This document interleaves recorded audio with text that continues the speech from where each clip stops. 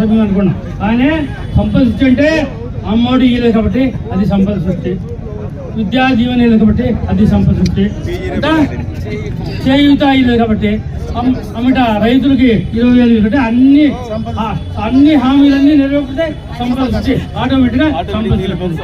అదేవిధంగా ఈ కరెంటు విషయంలో విశాఖపట్నంలో మాట్లాడుతూ ఏం చెప్పినాడు ఆయన, నేను బాధుడే బాధుడు కార్యక్రమం ఎంత కార్యక్రమం బాధుడే బాధుడు అంటే జగన్మోహన్ రెడ్డి అన్ని ట్యాక్స్ అంతా రకరకంగా బాధించి బాధుడే బాధుడు కార్యక్రమం పెట్టి ఆయన మాట్లాడుతూ ఏం చెప్పినాడు, మా గవర్నమెంట్ వస్తుంది రేట్లు పెంచలేదు, జగన్మోహన్ రెడ్డి విధంగా పెంచారు కాబట్టి పెంచలేదు, క్వశ్చన్ లేదు, తగ్గిస్తాను కానీ పెంచలేదు అని చెప్పి బాబు 7 నెలలు అయింది.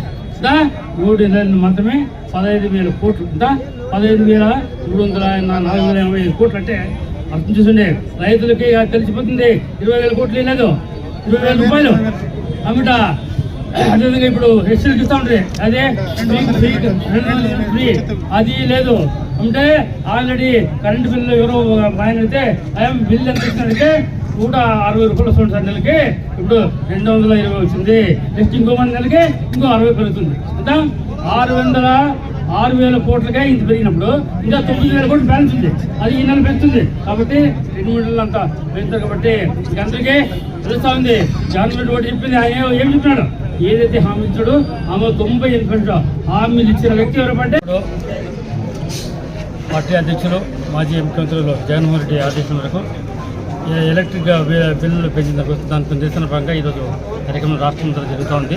ఇందులో ముఖ్యంగా చంద్రబాబు నాయుడు గారు ఆపోజిషన్లో ఉన్నప్పుడు ఎలక్షన్ మేనిఫెస్టో కానీ సబ్ మీటింగ్లో కానీ ఏం మాట్లాడంటే ఆయన ఎవరు మన జగన్మోహన్ రెడ్డి గారి కాలంలో ఎక్కువగా విద్యుత్ పెంచి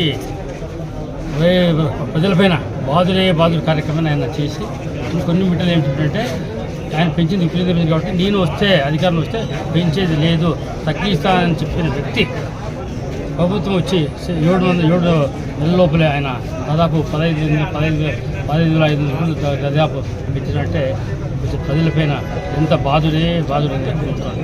కాబట్టి జనాలు ప్రజలు అర్థం చేసుకుంటే ఆయనది ఏదో సుపరిచిత నేను మన మాట ఉంది అంటే అయా మేము ఒక్కరికి అమ్మఒడి ఒక్కరికి ఇస్తుంటే ఏం చెప్తుండే శ్రీలంక అయిపోతుంది ఎట్లా ఇస్తే డబ్బులు పెడుతుంది.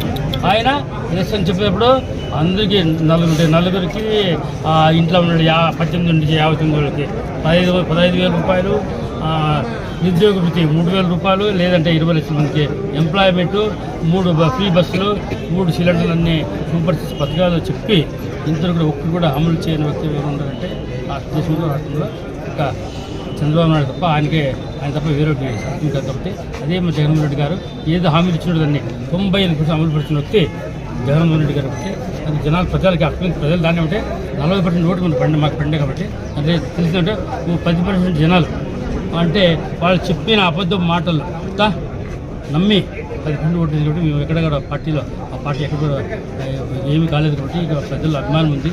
చూస్తాం మొన్న రైతు కూరుబాటు కానీ ఈరోజు విద్యుత్ కూరుబాటు కానీ జనాలు పిలుచుకుంటూనే ఇంతరు కూడా నా రాజకీయ ఇస్తున్నాను. ఇంత 6 నెలల నుంచి సడన్గా ఇన్ని జనాలు వస్తున్నారంటే మిగిలిపోయిన ఇంత వ్యతిరేకం ఉంది ప్రభుత్వం. దీనికోసం ఇటువంటి కార్యక్రమం ముందు కూడా జరుగుతూ ఉంటాయి. ఇప్పటికైనా చంద్రబాబు నాయుడు డిమాండ్స్ ఉంటే ఒకటి విదేశాలు ఇమ్మీడియట్గా తగ్గించాలా, ఏది ఎస్సీ ఎస్టీ సోదరులకి ఏదో 200 ఫీజు ఉంటే దాన్ని కొనసాగించాలా. రైతులు కూడా అసలు ట్రాన్స్ఫర్లు ఎవరు ఇస్తలేదు నాకు డైలీ జరుగుతున్నాం కాబట్టి రైతులు కూడా ఇమీడియట్గా పంప్ సెట్లు అది ట్రాన్స్ఫార్మర్ ఇచ్చి విద్యుత్ ట్రాన్స్ఫార్మర్ ఇచ్చి వాళ్ళకి విద్యుత్ సౌకర్యం కల్పించాలని ప్రజాతిగా కోరుకుంటున్నాను.